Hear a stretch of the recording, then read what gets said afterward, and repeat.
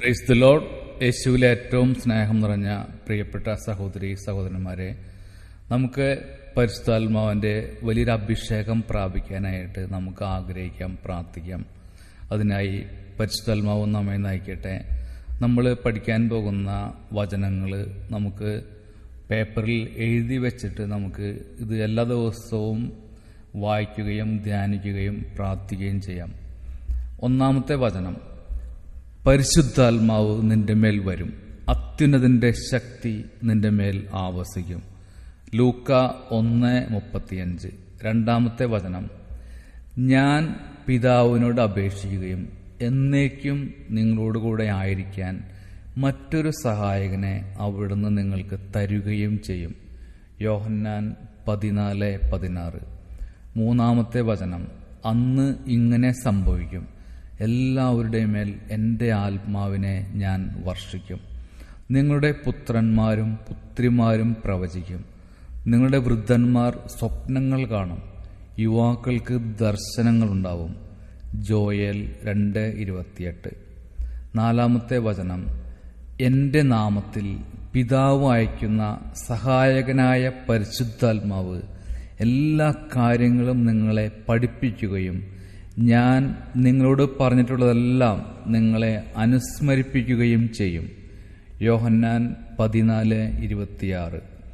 അഞ്ചാമത്തെ വചനം: മക്കൾക്ക് നല്ല ദാനങ്ങൾ നൽകാൻ ദുഷ്ടരായ നിങ്ങൾക്ക് അറിയാമെങ്കിൽ സ്വർഗസ്ഥനായ പിതാവ് തന്നോട് ചോദിക്കുന്നവർക്ക് എത്ര അധികമായി പരിശുദ്ധാത്മാവിനെ നൽകുകയില്ല. ലൂക്ക 11:13. ആറാമത്തെ വചനം: കർത്താവിൻ്റെ ആത്മാവ് അവൻ്റെ മേൽ ആവസിക്കും, ജ്ഞാനത്തിൻ്റെയും വിവേകത്തിൻ്റെയും ആത്മാവ്, ഉപദേശത്തിൻ്റെയും ശക്തിയുടെയും ആത്മാവ്, അറിവിൻ്റെയും ദൈവഭക്തിയുടെയും ആത്മാവ്. ഏശയ്യ 11:2. ഏഴാമത്തെ വചനം: സത്യാത്മാവ് വരുമ്പോൾ നിങ്ങളെ സത്യത്തിൻ്റെ പൂർണ്ണതയിലേക്ക് നയിക്കും. അവൻ സ്വമേധയാ ആയിരിക്കില്ല സംസാരിക്കുന്നത്, അവൻ കേൾക്കുന്നത് മാത്രം സംസാരിക്കും. വരാനിരിക്കുന്ന കാര്യങ്ങൾ അവൻ നിങ്ങളെ അറിയിക്കും. യോഹന്നാൻ 16:13-14 വാക്യങ്ങൾ. എട്ടാമത്തെ വചനം: നിങ്ങൾ ദൈവത്തിൻ്റെ ആലയമാണെന്നും ദൈവാത്മാവ് നിങ്ങളിൽ വസിക്കുന്നുവെന്നും നിങ്ങൾ അറിയുന്നില്ലേ. 1 കൊരിന്തോസ് 3:16. ഒമ്പതാമത്തെ വചനം: നമ്മുടെ ബലഹീനതയിൽ ആത്മാവ് നമ്മെ സഹായിക്കുന്നു.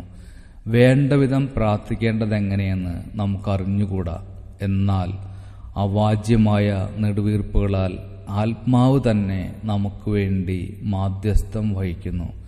റോമ 8:26. പത്താമത്തെ വചനം: നാം ദൈവത്തിൻ്റെ മക്കളാണെന്ന് ഈ ആത്മാവ് നമ്മുടെ ആത്മാവിനോട് ചേർന്ന് സാക്ഷ്യം നൽകുന്നു. റോമ 8:16.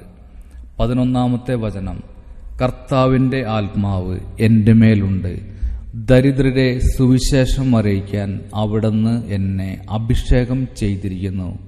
ബന്ധിതർക്ക് മോചനവും അന്ധർക്ക് കാഴ്ചയും അടിച്ചമർത്തപ്പെട്ടവർക്ക് സ്വാതന്ത്ര്യവും കർത്താവിന് സ്വീകാര്യമായ വത്സരവും പ്രഖ്യാപിക്കാൻ അവിടുന്ന് എന്നെ അയച്ചിരിക്കുന്നു.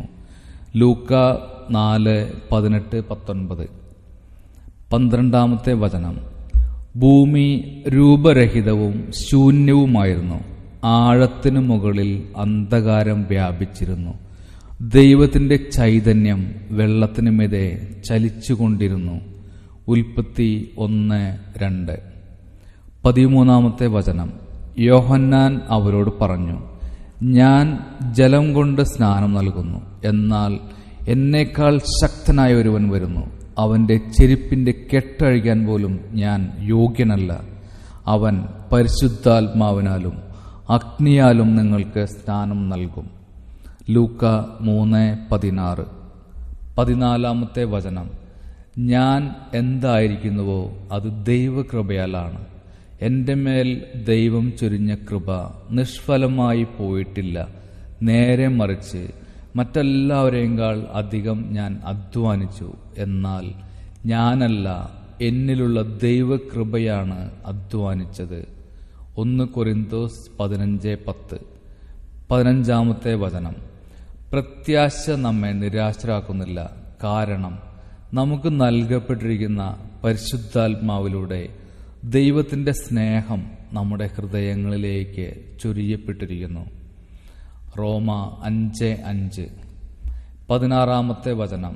പത്രോസ് ഇത് പറഞ്ഞുകൊണ്ടിരിക്കുമ്പോൾ തന്നെ കേട്ടുകൊണ്ടിരുന്ന എല്ലാവരുടെയും മേൽ പരിശുദ്ധാത്മാവ് വന്നു. അപ്പസ്തോല പ്രവർത്തനങ്ങൾ 10:44. 17-ാമത്തെ വചനം. അഗ്നിജ്വാലകൾ പോലുള്ള നാവുകൾ തങ്ങൾ ഓരോരുത്തരുടെയും മേൽ വന്നു നിൽക്കുന്നതായി അവർ കണ്ടു. അവരെല്ലാവരും പരിശുദ്ധാത്മാവിനാൽ നിറഞ്ഞു.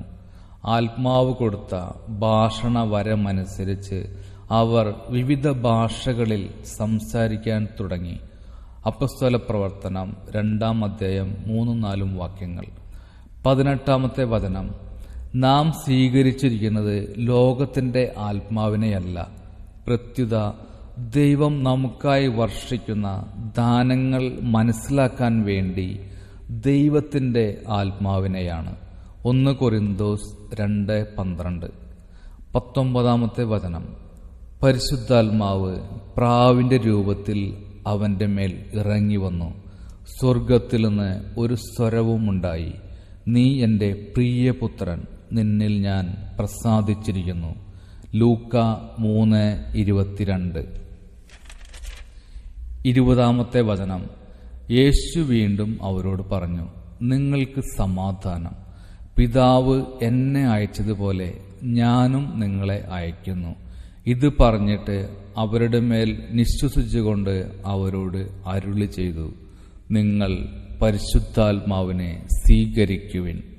യോഹന്നാൻ 20-ാം അധ്യായം 21-22 വാക്യങ്ങൾ. 21-ാമത്തെ വചനം.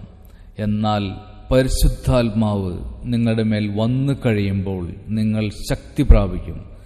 ജെറുസലമിലും യൂദയ മുഴുവനിലും സമറിയയിലും ഭൂമിയുടെ അതിർത്തികൾ വരെയും നിങ്ങൾ എനിക്ക് സാക്ഷികളായിരിക്കുകയും ചെയ്യും. അപ്പസ്തോല പ്രവർത്തനങ്ങൾ 1-ാം അധ്യായം 8-ാം വാക്യം. പ്രിയപ്പെട്ടവരെ, ഈ വചനങ്ങൾ നമുക്ക് ധ്യാനിക്കാം, പഠിക്കാം. പരിശുദ്ധാത്മാവിന്റെ വലിയൊരു അഭിഷേകത്താൽ ജീവിക്കുവാനായിട്ട് നമുക്കെല്ലാവർക്കും പരിശ്രമിക്കാം. അതിനായി ദൈവം നമ്മെ എല്ലാവരെയും സമൃദ്ധമായി അനുഗ്രഹിക്കട്ടെ. Hallelujah, hallelujah, hallelujah, hallelujah, hallelujah, hallelujah, hallelujah, hallelujah, hallelujah, hallelujah, hallelujah, hallelujah, hallelujah, hallelujah, hallelujah, hallelujah.